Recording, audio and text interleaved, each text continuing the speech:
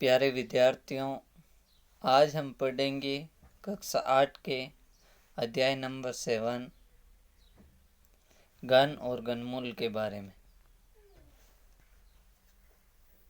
घन क्या होता है उसके बारे में पहले जानना जरूरी है।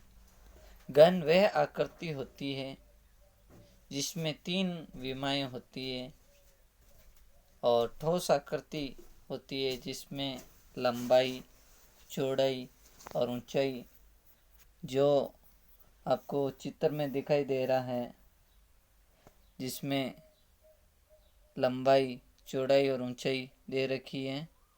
हम इस चित्र के द्वारा समझ सकते हैं जिसमें लंबाई, चौड़ाई और ऊंचाई 3 अलग अलग विमाएं दे रखी हैं।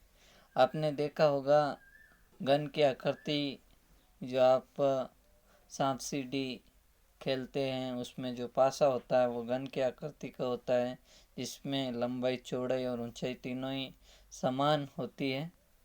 तो इसी पर आधारित हम पढ़ेंगे घन के बारे में और घन की क्या क्या विशेषताएं होती हैं और घन जो भी संख्या होती है उसका घन कैसे ज्ञात करते हैं, घन संख्याओं से वापस घनमूल कैसे ज्ञात किया जा सकता है, इन सब के बारे में हम इस अध्याय में पढ़ेंगे। तो सबसे पहले इस अध्याय से संबंधित एक 4 अंकों की संख्या जो 1729 जो दे रखी है और इस पर लिखा हुआ है हार्डी रामानुजन संख्या 1729 लिखा हुआ है। ये सबसे छोटी हार्डी रामानुजन संख्या है। इसे हार्डी रामानुजन संख्या क्यों कहते हैं, इसे संबंधित एक रोचक कहानी या किस्सा है जो मैं आपको बता देता हूँ। ये कहानी भारत के महान गणितज्ञ प्रतिभावान विभूतियों में से एक एस रामानुजन के बारे में है। एक बार एक अन्य प्रसिद्ध गणितज्ञ प्रोफेसर G.H. हार्डी उनसे मिलने एक टैक्सी से आए थे जिसका नंबर 1729 था। रामानुजन उनसे बात करते समय उस हार्डी ने इस संख्या को एक नीरस डुल संख्या बताया था। रामानुजन ने तुरंत बताया कि 1729 वास्तव में एक रोचक संख्या है, एक डुल संख्या नहीं है। उन्होंने बताया था एक रोचक संख्या है। क्यों थी वो एक रोचक संख्या? क्योंकि 1729 होती है उस संख्या को हम विभक्त करते समय 2 अलग अलग घनों के रूप में लिख सकते हैं। जैसे 1729 को 1 का घन 1 होता है और 12 का घन 1728 होता है। तो 1728 प्लस 1 बराबर 1729 लिखा गया। और अगला जैसे और भी है इससे संबंधित सेकंड नंबर वाला है जिसमें 10 का घन प्लस 9 का घन, 9 की घात 3 और 10 की घात 3 दे रखी है। 10 का घन प्लस 9 का घन, 10 का घन 1000 होता है और 9 का घन 729 होता है। तो इन दोनों को जोड़ने पर जिस संख्या को हम 2 अलग अलग घनों के योग के रूप में लिख सकते हैं वो हार्डी रामानुजन संख्या कहलाती है। और सबसे छोटी जो हार्डी रामानुजन संख्या है वो 1729 थी। तभी से इसको सबसे छोटी हार्डी रामानुजन संख्या कहते हैं। इससे बड़ी भी कई संख्या हैं जिनमें से देखो 4104 है जिसको 2 और 16 के घन के रूप में भी लिख सकते हैं और 9 और 15 के घन के रूप में भी लिख सकते हैं, ये इसमें दे रखा है। और अगली संख्या 13,832 जिसको 18 और 20 के घन के रूप में भी लिख सकते हैं और 2 और 24 के घन के रूप में भी लिख सकते हैं। तो इस हिसाब से जो हार्डी रामानुजन संख्या इसके बारे में हमने पढ़ा है। और अब हम आगे भी पढ़ेंगे इन घन जो होता है वो घन की आकृति में लंबाई, चौड़ाई और ऊंचाई तीनों बराबर होती है। यदि हमें एक 2 सेंटीमीटर लंबाई में, चौड़ाई में और ऊंचाई में जिनकी विमाएं तीनों ही बराबर होती है, यदि हमें 2 सेंटीमीटर का एक बड़ा घन बनाना है तो 1-1 सेंटीमीटर के कितने घनों की आवश्यकता होती है। तो ये देखो एक बनाया हुआ है इसमें ये चित्र और इसमें देखो टोटल आपको कितने घन दिखाई दे रहे हैं। तो इसके अंदर आपको टोटल घन दिखाई देंगे 8, यानी 2 × 2 × 2, इन 2 × 2 4, 4 × 2 8, यानी जिसका घनमूल वापस ज्ञात करने पर 2 आता है। तो 2 सेंटीमीटर का यदि हमें घन ज्ञात करना है तो उसके लिए 1 सेंटीमीटर वाले 8 घनों की आवश्यकता है। इस हिसाब से एक और बड़ा वाला एक घन और बनाया गया है जिसकी विमा है 3 सेंटीमीटर, और इसके आधार से कितने घनों की आवश्यकता होगी तो 3 × 3 × 3 यानी 27, 3 × 3 9, 9 × 3 हो गया 27। तो इस हिसाब से 1 सेंटीमीटर वाले टोटल 27 घन एक जगह यदि हम रखते हैं तो 3 सेंटीमीटर विमा वाला एक घन बन सकता है।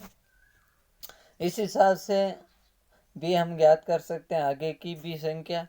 और अब हम पढ़ेंगे कि 1 का घन कितना होता है, 2 का घन कितना होता है। यहाँ पर सारणी में दे रखा है और यहाँ पर दे रखा है, देखो 1 का घन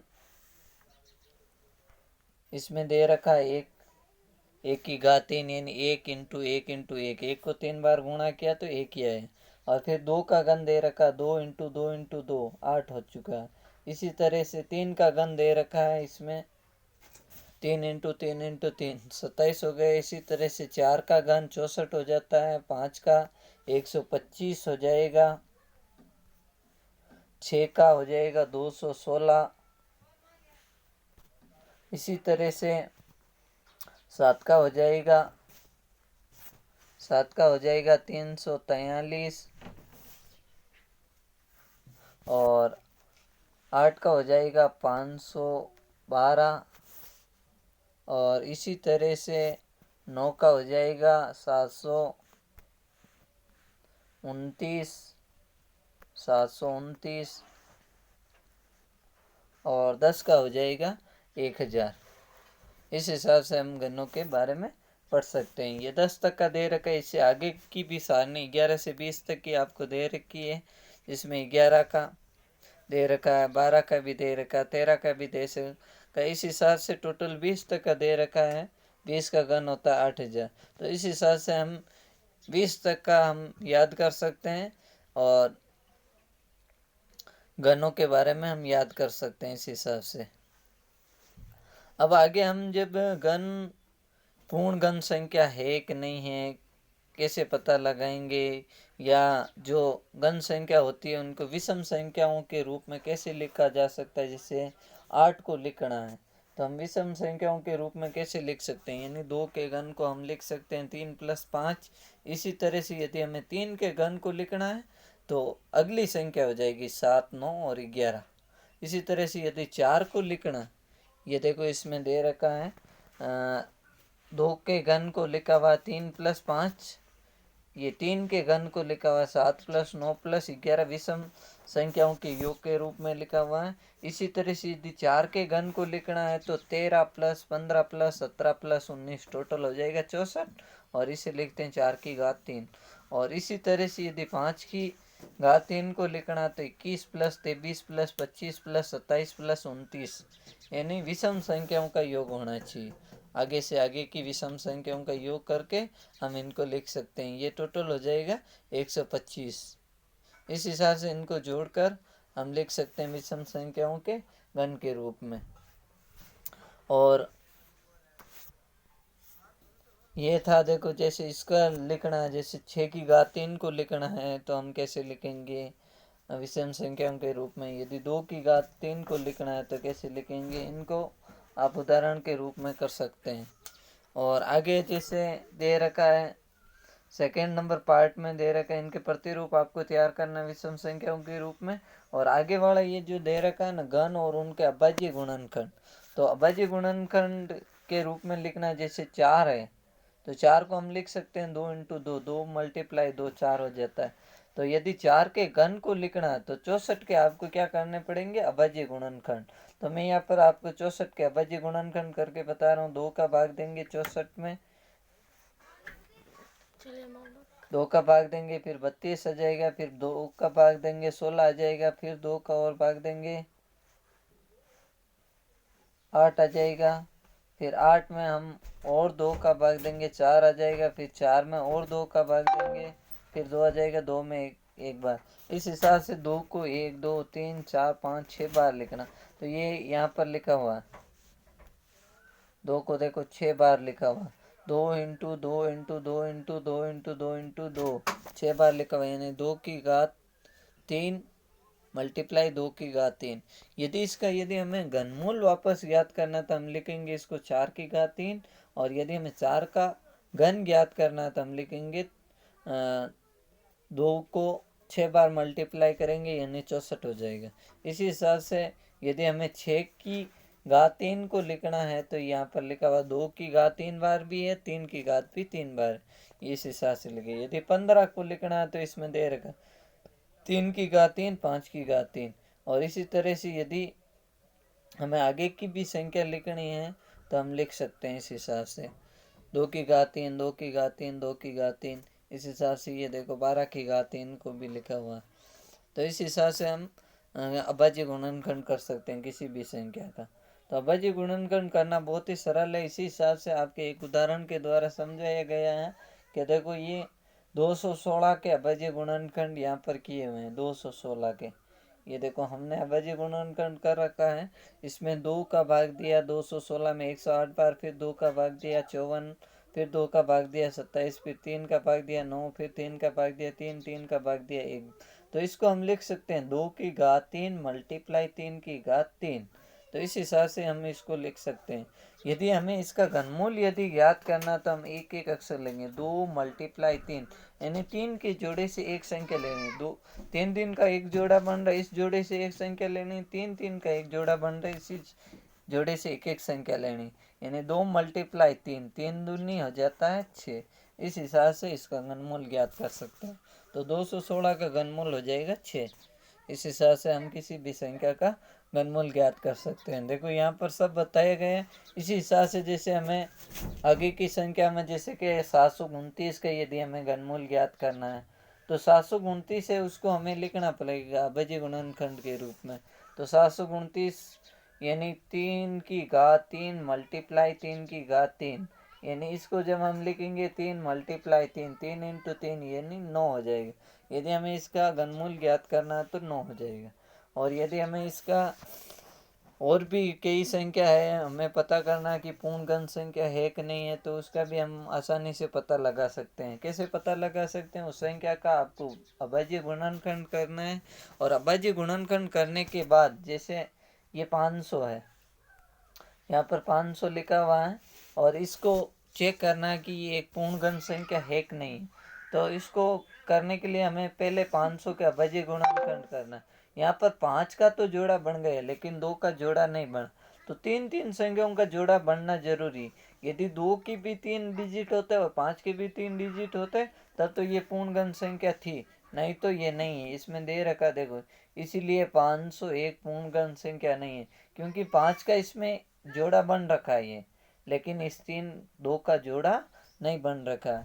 यदि 2 एक बार और होता ना तब इसका हम, तो इस हिसाब से यदि 500 को हमें पूर्ण घन संख्या बनानी है तो 500 को 2 से हम क्या कर लेंगे, गुणा कर लेंगे, यानी 500 को 2 से गुणा कर लेंगे तो कितना हो जाएगा 1000।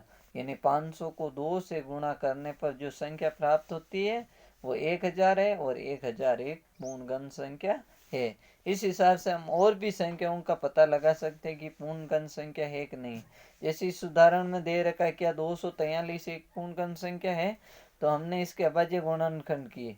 देखो 3 का एक जोड़ा बन गया, लेकिन पीछे वाले 3 दो ही बचे, इनका 3 बार जोड़ा बनना जरूरी थी, 3 3 के 2 बार जोड़े नहीं बने, इसलिए 243 पूर्ण घन संख्या नहीं है। इस हिसाब से हम बहुत सारी संख्याओं के हम पता लगा सकते हैं कि वो एक पूर्ण घन संख्या है कि नहीं है। तो यहाँ पर जो संख्या है आपके ये दे रखी है, इनको आपको पता लगाना है कि 400 है, 3375 है, 8000 है, 15625 है, 9000 है, 6859 है, 2025 है, और 10648 है। ये सब संख्याएं पूर्ण घन संख्या है कि नहीं, इनका पता लगाना है प्रैक्टिस के लिए। और आज हम इतना ही पढ़ेंगे, और धन्यवाद।